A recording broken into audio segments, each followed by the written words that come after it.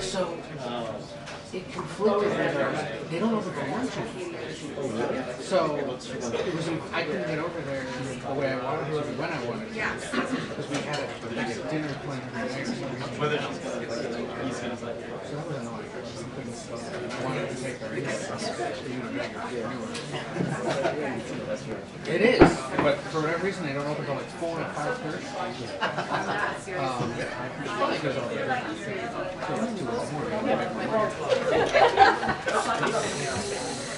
Well, that was a flash. Oh my goodness.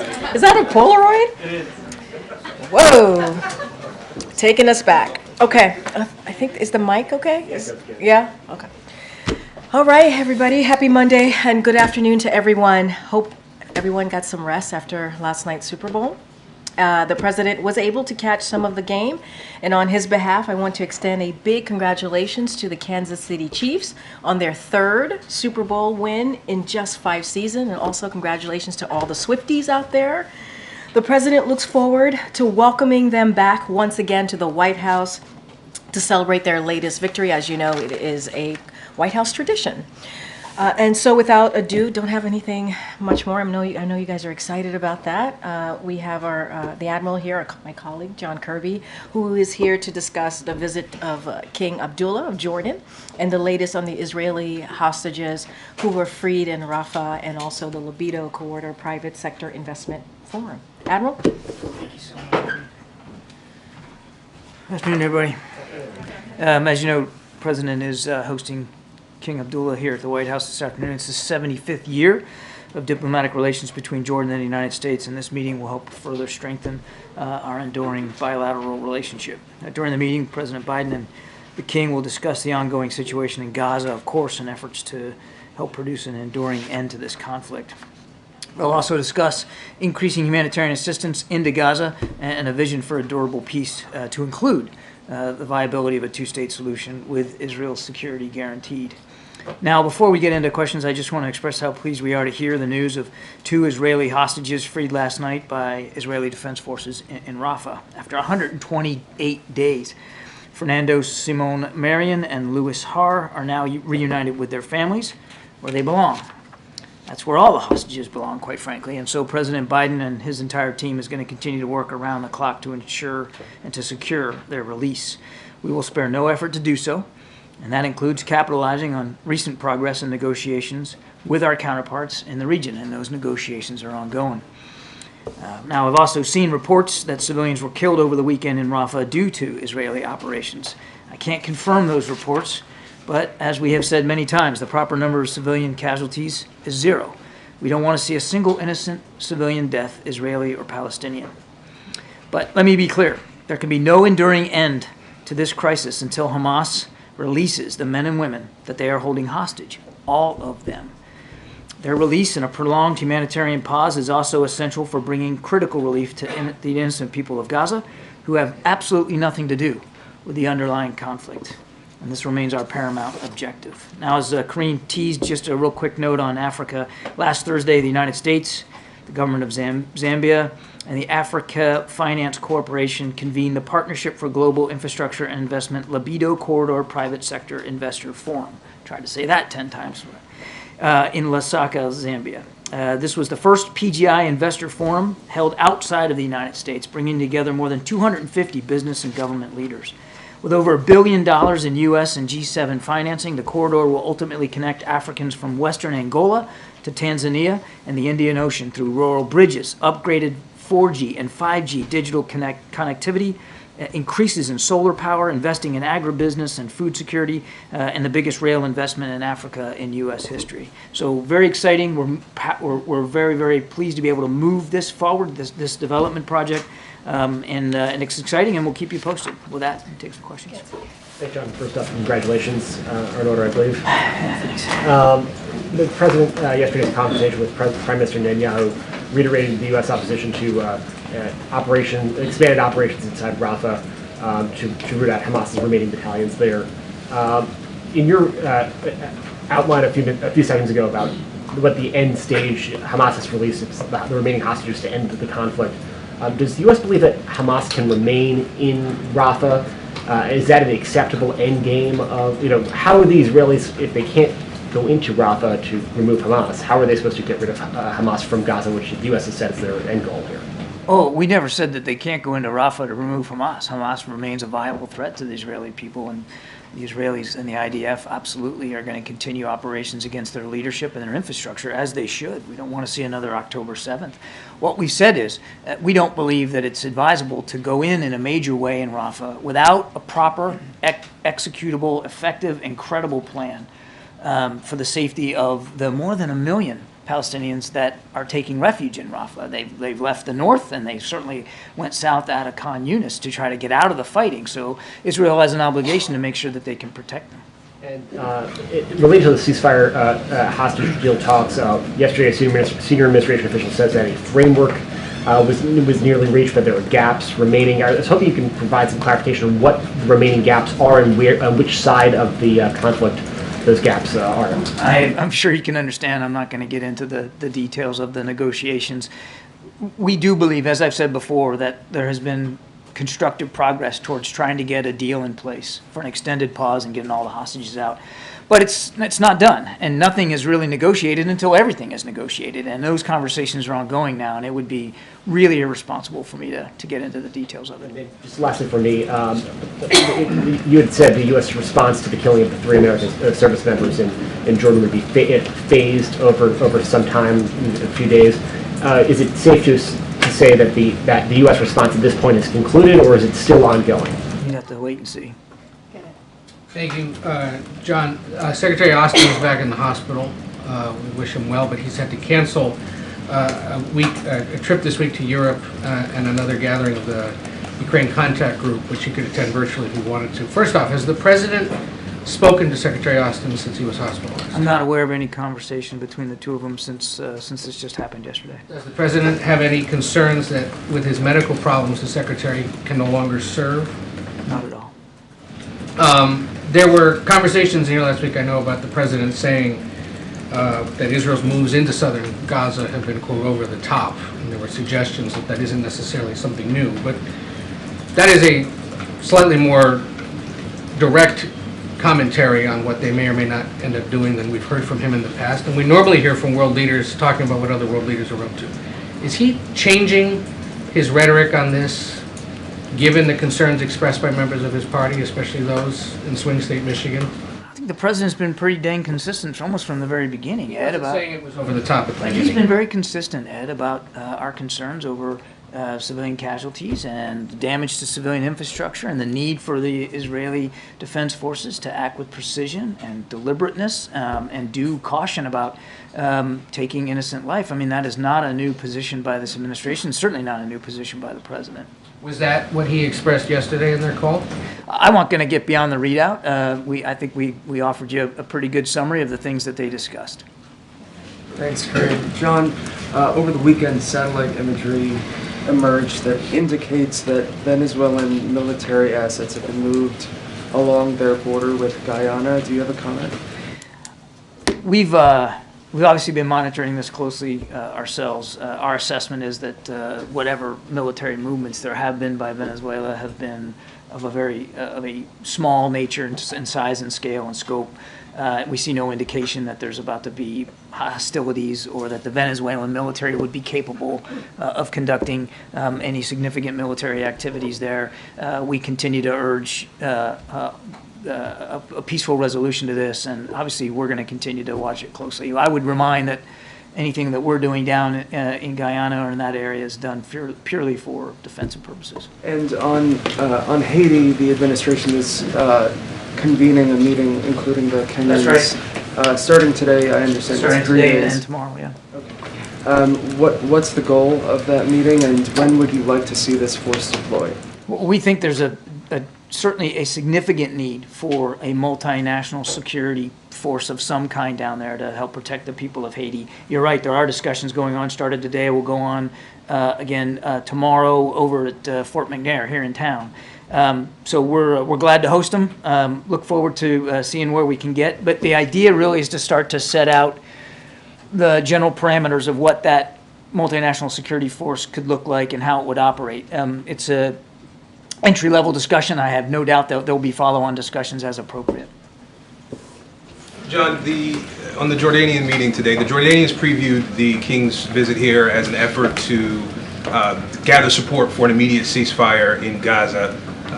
The president obviously has been a hard no on a ceasefire. Is that going to be the position he presents to the Jordanian king today when they meet?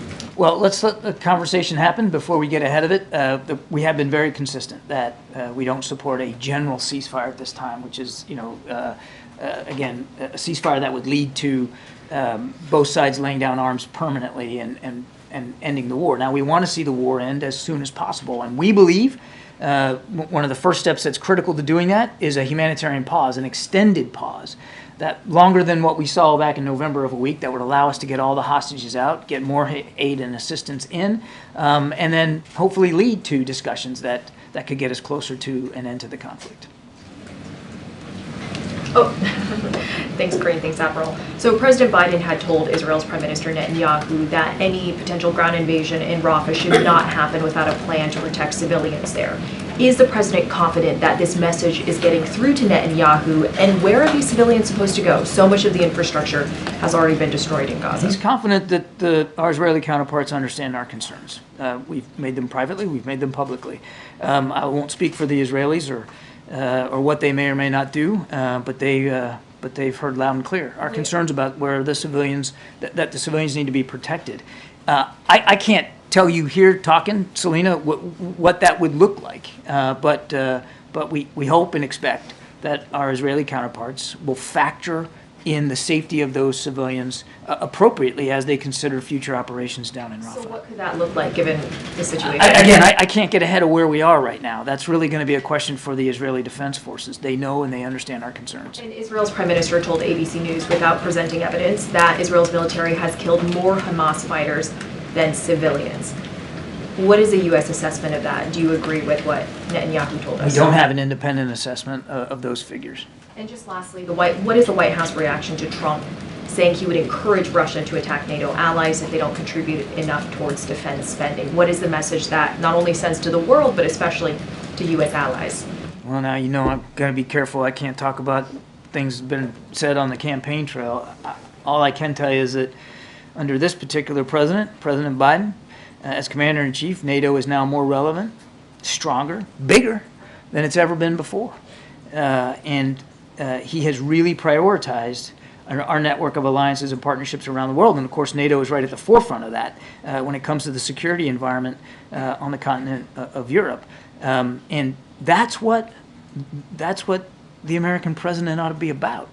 It would be about reinforcing alliances and partnerships and sending a strong signal, particularly to NATO allies, about how seriously we take our Article 5 commitments. And you've heard from President Biden, gosh, I don't know how many times. We will defend, if needed, every inch of NATO territory. That's what the Commander-in-Chief of the United States ought to be saying when it comes to NATO. And just to follow up on that quickly, Vice President Harris is going to be in Munich with a lot of those European security leaders. Is part of her duty there to reassure allies that deterrence is still a force here? I have no doubt that the Vice President will take the opportunity while she's in Munich, not only to talk about how this administration is pursuing our national security interests in Europe and beyond, but how important, again, we consider our network of alliances and partnerships. And Trevor, there's no other nation in the world, none, that has a network like the United States has, because the President and the Vice President and the National Security Team has invested so much energy in the last 3 years in revitalizing them. A lot of allies and partners had a lot of questions when we came into office because they didn't feel valued, they didn't feel respected, they didn't feel like the United States was willing to continue to lead on the world stage, and we've proven that we are. And on Rafah, has the president ever threatened to strip military assistance from Israel if they move ahead with a Rafah operation that does not take into consequence what happens with civilians? We're going to continue to support Israel. They have a right to defend themselves against Hamas, and we're going to continue to make sure they have the tools and the capabilities to do that. And what's the view about the role that Egypt should play there? Do they need to do they need to open that border on their side in order to allow civilians to come through? Egypt has been a terrific counterpart with respect to Rafah and the use of that gate and allowing people that need to get out, people that third country nationals and They continue to do that. They've been a terrific partner. But it is closed, right, so the average person can't. There have been, and I suspect there will be closures at times based on the security environment, but we're not concerned about our ability to continue to communicate with President El-Sisi about the proper use of that gate. But just to be clear, people are actually penned in right now, Gaza civilians who are not able to egress, right? You're talking about into Palestinians. Egypt. Palestinians who are not able to egress. So is that something that the president wants to see movement on? We don't want to see any forced relocation of people out of Gaza. That's home for the Palestinian people. Well, again, that's something that we have and will continue to discuss with counterparts in the region, but it's home to those folks. That's Gaza's home. And they shouldn't be forced to leave Gaza if they don't want to leave. Now, if there's going to be operations in Rafah or around Rafah, the Israelis have a commitment, an obligation to make sure that they can provide for the safety of innocent Palestinian people that are there. But you're not pressuring Egypt to allow them. I'm not going to get into the specifics of diplomatic conversations that we're having. We don't want to see any Palestinian people forced out of Gaza. That's their home. If there are people that need to leave that are not Palestinians and want to leave, obviously we're working with Egypt to do that. Thanks, Admiral. Can you just talk to us about the feasibility of moving the entire civilian population out of Rafah? Is that even physically doable? There's a lot of folks there, MJ, more than 1 million. Some estimates have it almost at 1.5 million. That's a lot of people that move down to Rafah to get out of the fighting. And so again, the task of providing for their safety at that number and in such confined spaces is difficult. There's no question about it. That's going to be a heavy lift. For any military, it would be a heavy lift. But that's the conversation that we want to keep having with our Israeli counterparts. That I don't know what it's going to look like. We can't tell you what it's going to look like. That's really for the IDF to speak to. But it absolutely has to be accounted for. Think it is a realistic goal, that it is viable to try to move those people out of that area? Well, let's see what the Israeli Defense Forces come up with. And if they go ahead with the ground incursion anyway, before the civilian population can safely be moved out of that area, would there be any consequences from the U.S.? I know Trevor just asked a question about, potentially stripping, military support or security assistance.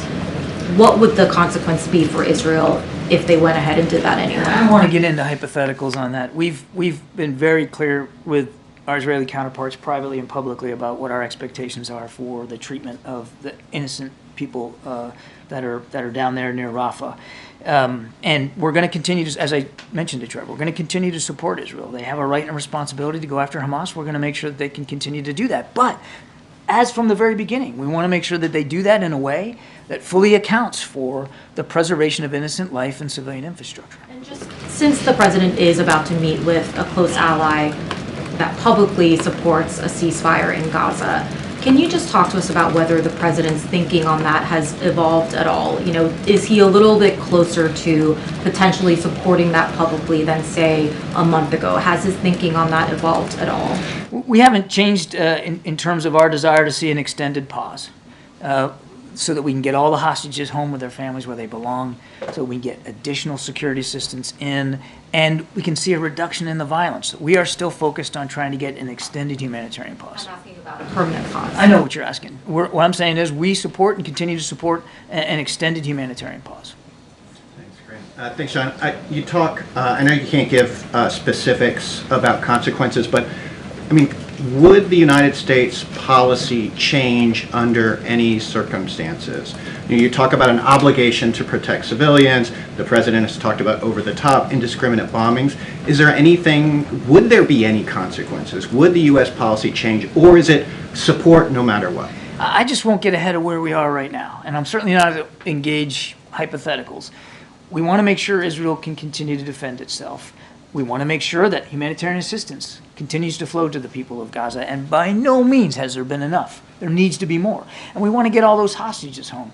We believe that the best way to accomplish those three goals is to get an extended pause in place, to bring the violence down, to get people out and get aid in, and that's what we're focused on. And I get the thrust of the question. I'm just not going to engage in hypotheticals about changes in policy. Concern that you can give to the Israelis to help protect the civilians? We have communicated, again, consistently and stridently since the beginning of the conflict. I mean, since the time the president went to Tel Aviv on the 17th of October, just a week or so after the attacks, how important it is that Israel knows it's going to have our support and that they do everything they can to protect innocent life. On another question, if I may, why did the president allow his campaign, allow his campaign to go on TikTok despite the national security review of the platform? I'd have to refer you to the campaign. But I mean, it's still the president of the United States. The president is sending a message to Americans about the safety of TikTok by doing this. I'd have to refer you to the campaign on that decision. Thanks, Green. Thanks, Admiral. Sorry to press you on this issue of Rafah, but I mean, and you say there's, we're not going to talk about possible halting military aid. You're not going to talk about consequences. What leverage does the White House actually have in terms of ensuring that Israel does not launch a military offensive in Rafah, without taking the necessary steps? Well, I don't think you're all that sorry about pressing me on this, but I'll go ahead and. That's okay. It's all right. Look, it's not about leverage. It's about being consistent. And I've said it before just in the last few minutes. It's about being consistent about our desire to make sure Israel can defend itself so that October 7th can't happen again, which Hamas obviously wants to do. And it's being consistent about how they conduct those operations matter. And we have been consistent since the very beginning in talking to the Israelis about the how, about operations and how they're conducted. And I would tell you that throughout this conflict, there have been moments, and there continue to be moments, where we have the opportunity and have taken the opportunity to shape their thinking and to help influence the way they have conducted some of these operations. And that remains today. Thank you. Hi, John.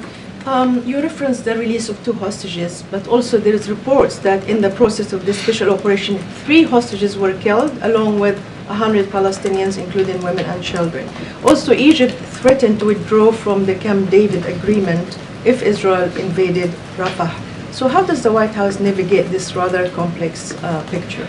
Yeah, I tried to address that in my opening statement, Nadia. We don't want to see any civilians killed at any time, Israeli or Palestinian, in the conduct of operations.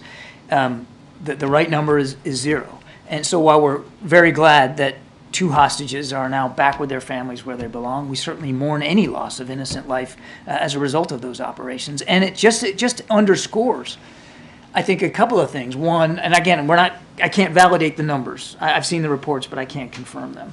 But it does underscore 2 things. One, the difficulty of conducting military operations in such a closed-in urban environment where there are so many people, and as we talked about earlier, even more people now in the south in Rafah than there were before. So that's an added difficulty for the IDF. And number 2, it underscores the obligation that they have, and that they know they have, to be careful and discriminate and very deliberate in how they go after targets. Last thing on this, though, and I think it's an important point, and you didn't ask this, but we do know that Hamas leadership and fighters migrated south. They got pressured in the north, so they went down to Khan Yunis. Of course, they were already in Khan Yunis, but they kind of congregated there. And then as the Israelis put pressure on them in Khan Yunis, they gravitated further south now towards Rafah. By their very presence and their operations down there, they are further endangering the people of Gaza that are now settled or trying to find refuge down there in Rafah. So there are legitimate military targets that the Israelis are going to want to go after in Rafah. Again, we just urge them, as we have, to be careful. I also want to ask you the President comments. He referenced over the top, and he also said that Israel indiscriminately killing people in Gaza. Yet he's willing to sign off on almost $14 billion in military aid. So how can you reconcile the fact that he's worried about civilian casualties without any serious review about how U.S. weapons are used in a civilian area? Well, I think we just last week, late in the week, we issued a national security memorandum that codifies existing policies and adds reporting requirements onto those existing policies about our expectations for how military assistance is going to be provided to any foreign actor, and of course that includes Israel. Thank you. Thanks, John. Just to jump off of Nadia's question, you've been explicit that the U.S. does not support an operation into Rafah without a credible, feasible plan to move and protect civilians. Yesterday's operation, as you've also acknowledged, there were reports of civilian casualties. But was the operation yesterday within the grounds of the kind of operation that the U.S. would support in Rafah? I can't really speak to the specifics of IDF operations. You know I won't do that. They should speak to the operations that they conduct and what that looks like. As I understand that, again, this is rudimentary and early information. This was a specific military raid to rescue hostages and not necessarily indicative of some larger operation that they have talked about conducting in Rafah to root out Hamas leaders that have now tried to find refuge among the million or so Palestinians that are there. Yeah, so just in terms of what the U.S. would support, is it a question of scale? Is it a question of more targeted operations like this are okay despite possible civilian casualties, whereas a mass operation is not okay? Like just in terms of U.S. support. Well, with the caveat that this is a sovereign nation we're talking about, and they get to decide what military operations they're going to conduct. What we've said is we wouldn't support operations given the current circumstances, where you have, again, more than 1 million people there with nowhere to go and no plan for some place for them to go so that they can be safe.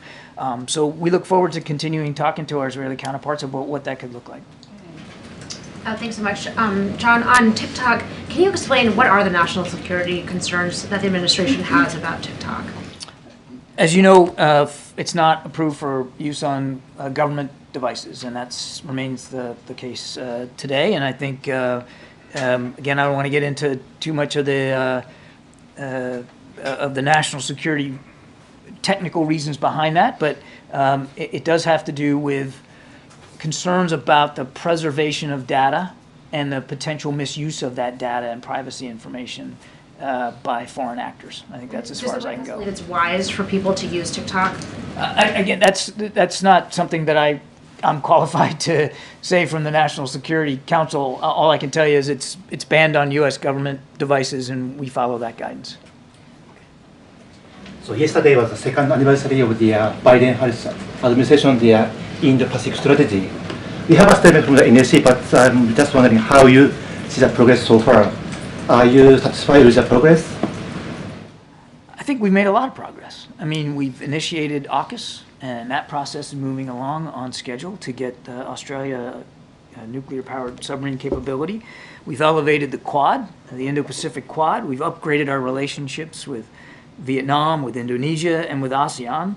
And of course, as you know, the president hosted the leaders of Japan and South Korea at Camp David and really got not only significant developments in terms of our bilateral relationship with each country, each ally, but improved opportunities to get trilateral cooperation in a much better place than it's ever been. I could go on, including adding capabilities in and around the Korean Peninsula to keep a better eye on what Kim Jong-un is doing, and of course, bolstering all the rest of our alliances and network partnerships in the region.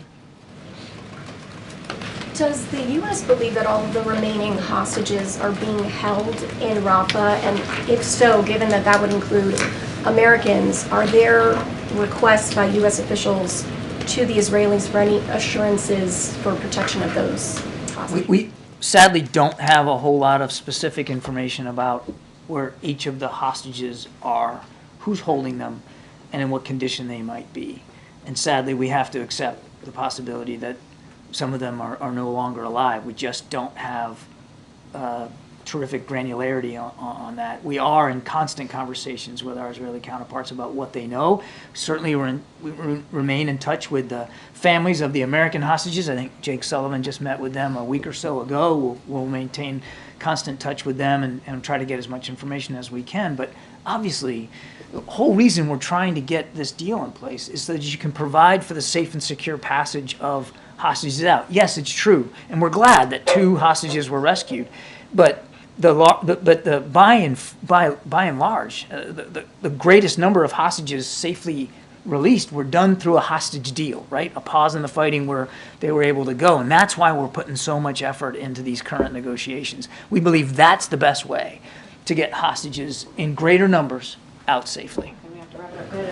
Thank you, John. I have a question about Afghanistan and then one about Lunar New Year. Starting with Afghanistan, the UN is holding its 2nd international conference on Afghanistan. since the Taliban took power back. That's happening next week in Doha. So I just wonder, what are the administration's expectations from this gathering? And do you see this as a move to normalize the Taliban? There are no efforts by the United States government to quote-unquote normalize, as you put it, or to recognize the Taliban officially. We've said it numerous times. If they want to be seen as legitimate rulers, they need to meet all the commitments that they said they would meet and make, and they haven't done that. We should be holding this meeting then. I will let the Secretary General speak for what meetings the UN's holding. Nothing's changed about our policy when it comes to the Taliban. And very quickly, happy year of the dragon. It's a happy year for you, a rabbit. But you are a rabbit. You were born in 1963. Yes, you are. I have a follow-up. About me being a rabbit? All right, thank you. I did not know that, but I appreciate that very much. He's a horse. It's supposed to be a prosperous year for him. What is the president's message for the 20 million Asian Americans who celebrated this holiday over the weekend? He hasn't issued a message. What is this message? We have actually, I think, put something on social media about the Lunar New Year, and of course we're wishing everybody who observes the Lunar New Year a happy one and a prosperous one, even the rabbits.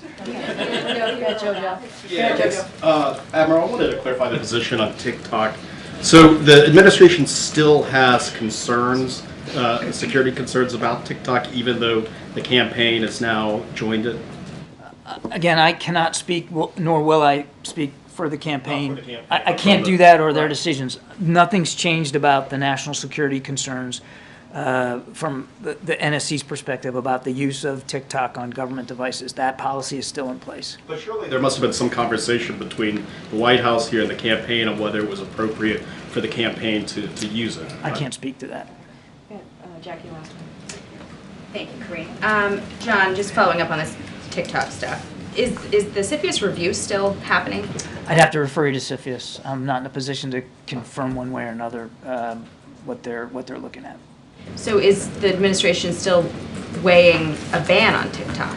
Again, I have nothing for you on that, Jackie. I mean, I'd have to refer you to CFIUS. All I can speak to credibly, which I have today, is that from an NSC perspective, there are still national security concerns about the use of TikTok on government devices, and there's been no change to our policy not to allow that. Awesome. Can you help me understand, though, like why there wouldn't be any communication between CFIUS and the administration broadly? I mean, with the National Security Council. I didn't say there wasn't. I just said I'm not able to speak to issues regarding CFIUS. You'd have to talk to them. It's an independent body, and it's not something I can't speak for them. I think we're all just trying to square why the president would use this platform that his administration is weighing a national ban on because of national security concerns. Again, I'm not going to speak to any hypothetical ban. I can only tell you that it's not allowed on government devices. That policy remains the case, and I just can't speak for the campaign or their decisions. I apologize. Thank you so much, Admiral. Thank you.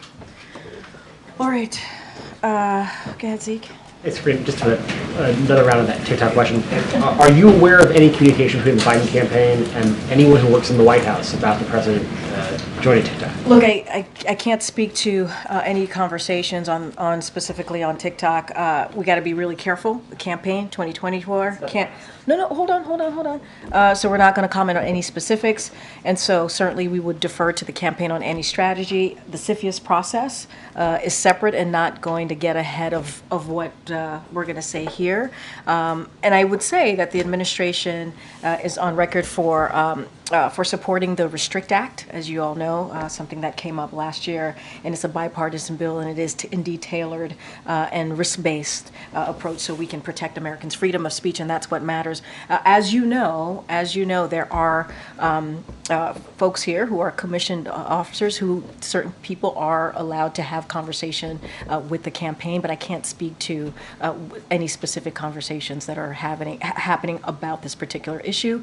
Again, it's under CFIUS review. We want to be really mindful and not getting ahead of that, and also it's the campaign, so that is something that they would have to speak to. And the reason why it is banned on government phones or government properties, obviously devices, is because that is an act of Congress. That is something that Congress wanted to put forward to make sure that no government devices are used.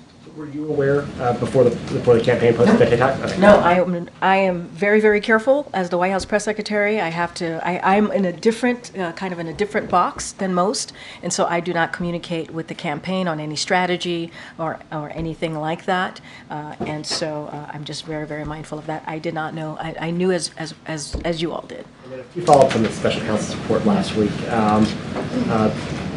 When Ian Sams was here on Friday, he said the White House was considering releasing the transcript of the president's interview with the special counsel, which you all have objected to that characterization of that. Do you have an update on that review process? So look, certainly I'm going to refer you to my colleagues at the White House Counsel. I know the president's personal attorney obviously spoke to this on one of the Sunday shows yesterday.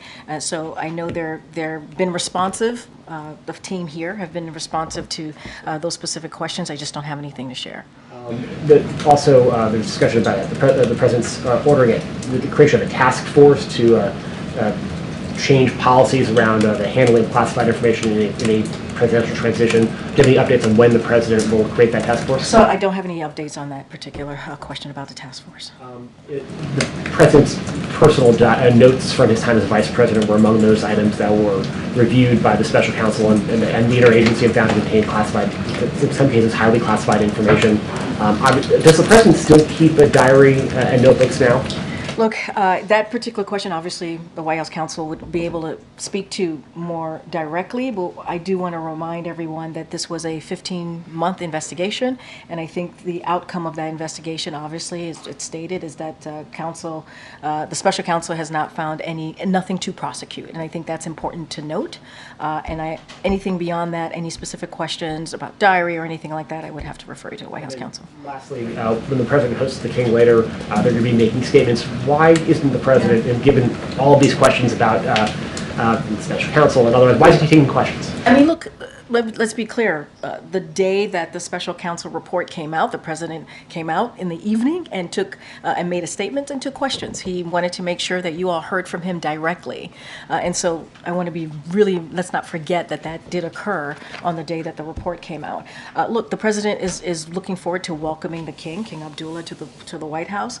He comes here every year, as you all know, during his presidency, and so he looks certainly forward to welcoming the King. So that said, and I said this last week, and I'll just reiterate, there are a variety of factors that go into decision making, that go into if there is going to be a press conference or not during foreign leaders.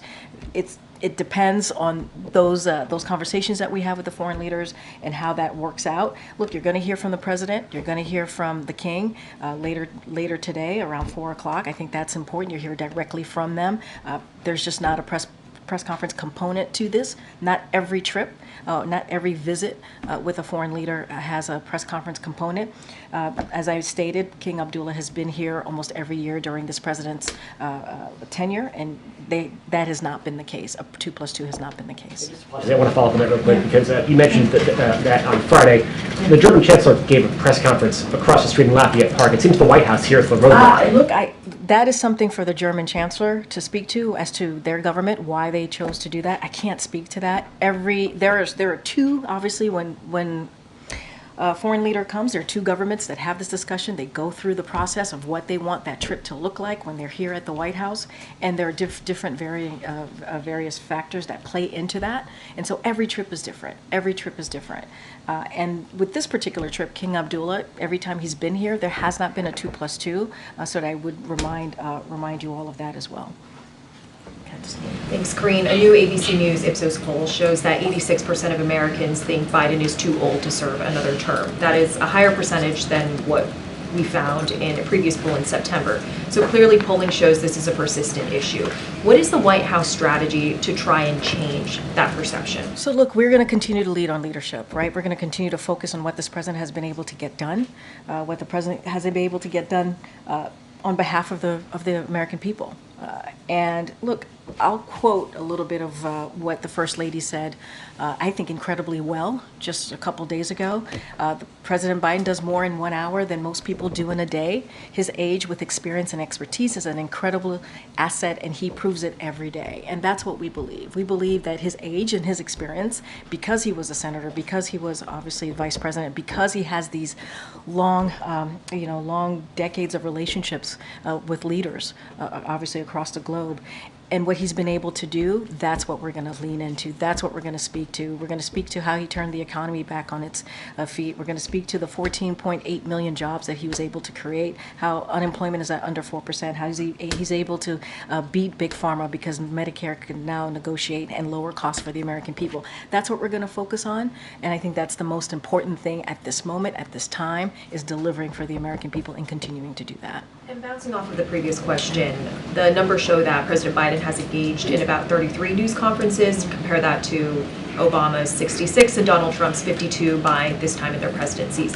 Can you explain why the president isn't doing? So look, yeah, and I hear the question, and I know that folks want to hear you all, and it's important because when you all hear from the president, obviously, so does the American people. So we get the importance of that, and we're always going to try and find ways, obviously outside of press conferences as well, for the president to be out there. And we have found some non-traditional ways. We think it's important to try and meet the American people where they are, and so that is important as well. Whether it's a podcast that's important, or doing certain things that is not the norm. Obviously, the president, I should say, takes your questions when he's on the road as more often than not, and he finds it important to have those conversations when you all are out there with him on the road taking your questions, and so he does do that. As far as press conferences, we're going to try and make sure when it's the right time for those to happen. Certainly, we will do so, but it doesn't mean that this president does not engage with the press corps, with the White House press corps, or with other reporters, journalists out there who have different ways with communicating with the American people as well. We think that's important too. But why is it more effective to forego a Super Bowl interview and instead? Look, we've talked about this. We believe that it is an important, obviously, tradition to watch the Super Bowl, and we think there are different ways to communicate with the American people, and we're going to try and find different ways to meet the American people where they are, and so that's a choice that we've made here that we think is actually important and effective. There was some reporting this morning that President Biden told some campaign donors that Prime Minister Netanyahu, quote, has been a pain in my ass lately, or, quote, he's been killing me lately. The reason we don't know what the exact quote is because the press was not in that meeting that the president had with these donors. Why is the president not living up to his full transparency pledge in terms of opening all meetings with donors to the press? So I think that, first of all, I want to be careful, these are campaign events, so I just want to be mindful, can't speak to each of them, or really most of them. I know that, and as you know, when the president does speak in front of, when he does do some of these fundraising events, right, there is, when he gives remarks, formal remarks, the press pool is in there, and they are listening to the remarks and get to hear directly what the president says. So I think that's also very important. I don't want to make it sound like there is not a process there, that when he is in front of donors giving formal remarks that you all are not in the room as he's speaking. I can't speak to this particular scenario. I think that is something certainly, he does have private meetings, that is true. And when he has those private meetings, so that there's candor and honesty, and so that he can hear directly from folks, those tend to be private. But I want to be really careful here in speaking into every scenario that happens, because I can't speak to that particular scenario. Should the President of the United States be engaging privately with a random set of financial donors about issues that are of clear public import, like his opinion of the Israeli No, I hear your question, but the president has private meetings all the time. He does. He has private meetings all the time. And these aren't foreign leaders, right? These are people who are giving money to him, to his campaign. I hear you, but he has private meetings with everyday people. Some of these donors have, and I want to be super mindful here, have concerns, right, as well, just like everyday American people that he has private meetings with or he sees on the road. It's not every meeting it's going to be public, but when he gives remarks at fundraisers, there is formal remarks. There is the press pool tends to be in the room or is in the room. Private meetings are different. And so that's the way it's been for the past 3 years under this administration. Look, I want to be really careful. These are campaign, obviously, some of them campaign DNC related meetings. So I just want to be super, super mindful here. And what's the distinction between formal and informal remarks? Look, I would honestly, I'm going to refer you on anything that's related to these specific meetings. I would refer you to the campaign because they're the ones that put it together. They're the ones that bring the folks in the room. I just want to be super mindful and not go down too far a rabbit hole here. Okay, MJ. Hey, Corinne, any updates on when the president's physical might be taking place? So he will have a physical when we have information on that. So obviously, we will certainly share that with all of you. It will be transparent. There will be a comprehensive report as we have done the last 2 years. Just don't have a timeline for you.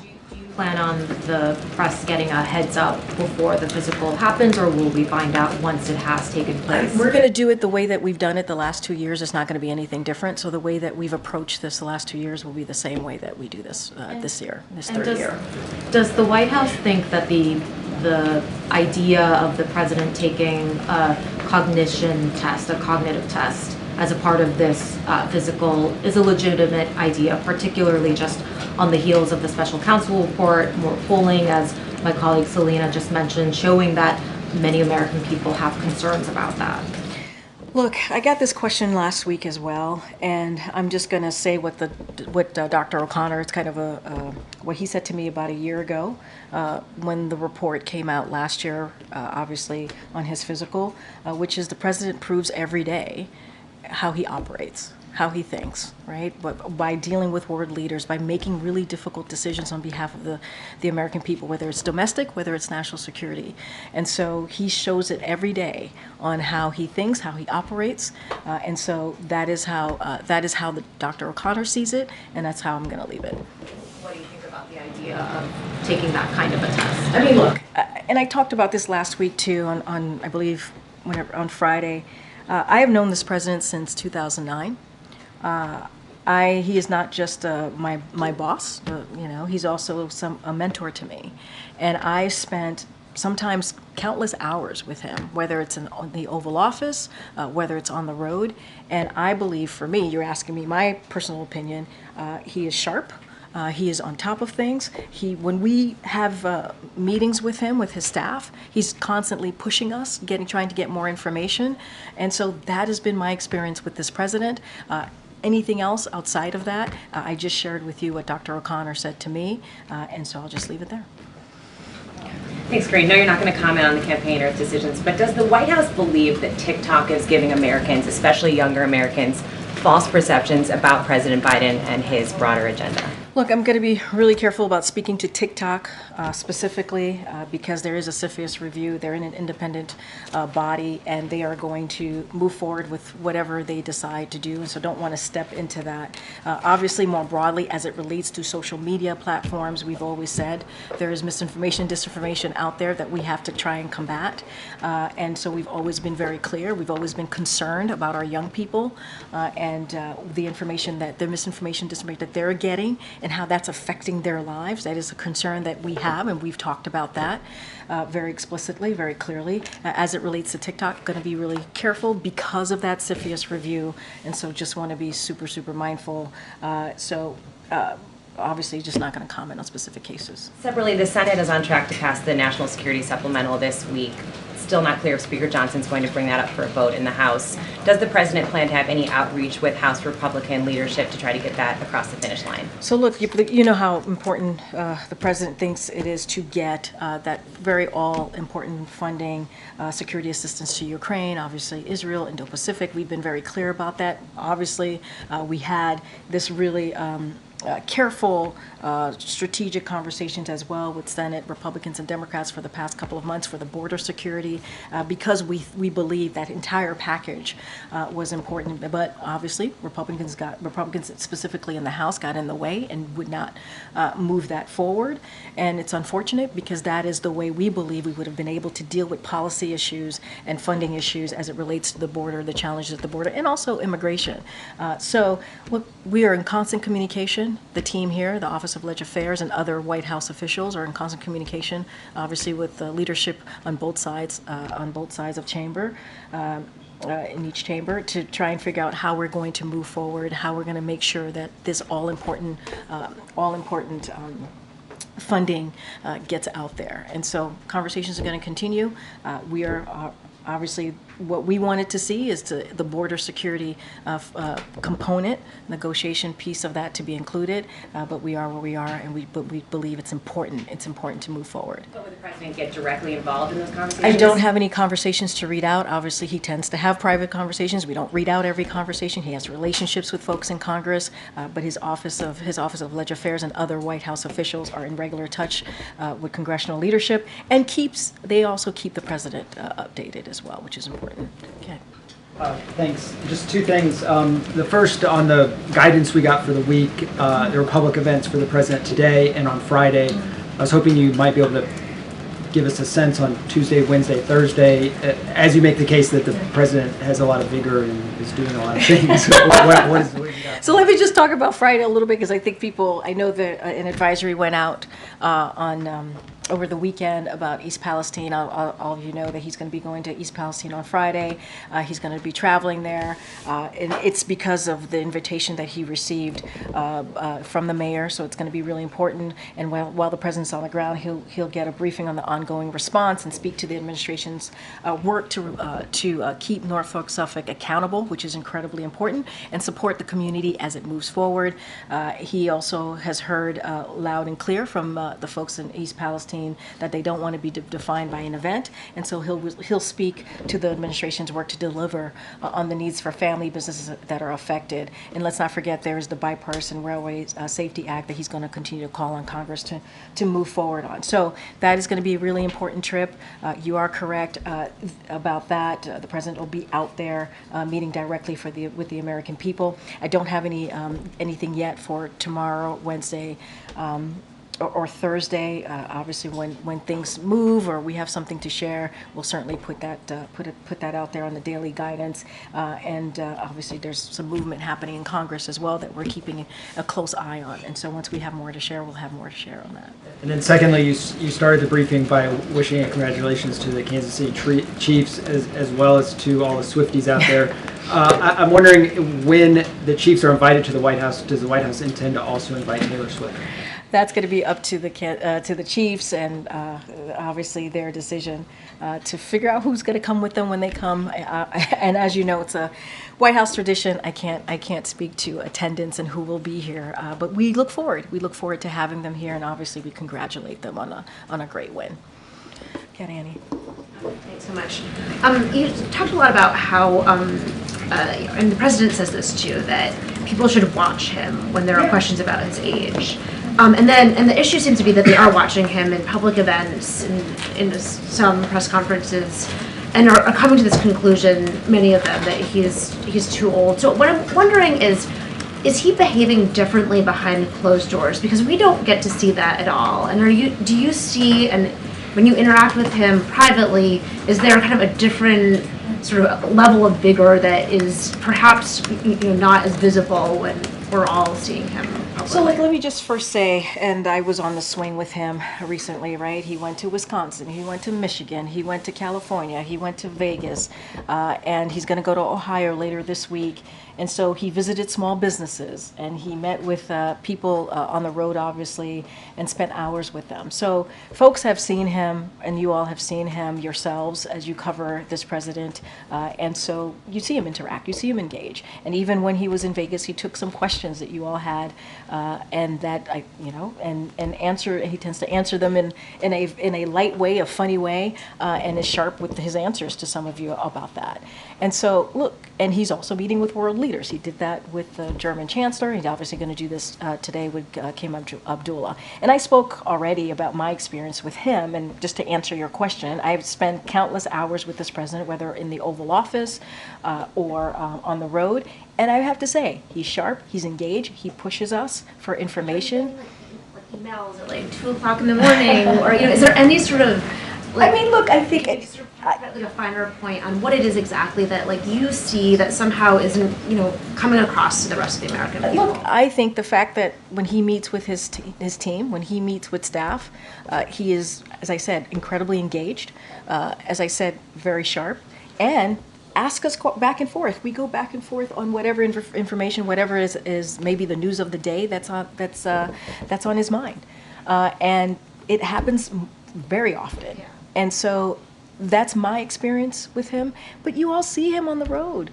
I mean, he was when we were in Vegas. He was asked about, he was asked a specific question about the former president, and he answered that in a fun, sharp, kind of way, and that's him. That is him. What you see there is him. And so, look, I think. And I do want to step back for a second, because I think what's so very important too is this president's record in the last 3 years and what he's been able to get done, and that matters. And so, yes, we're going to continue to be out there.